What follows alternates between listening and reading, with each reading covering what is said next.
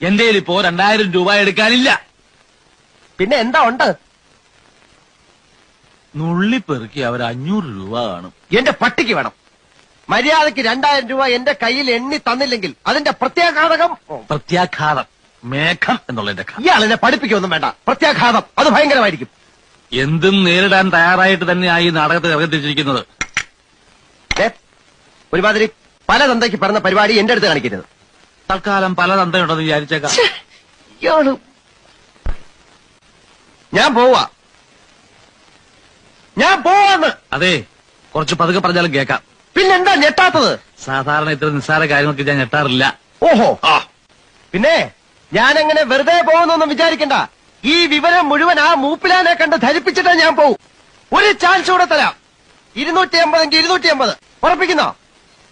രണ്ടുപേരോടും കൂടെ ചോദിക്കുന്നത്. എടോ, തനിക്ക് നാണമില്ലേണോ?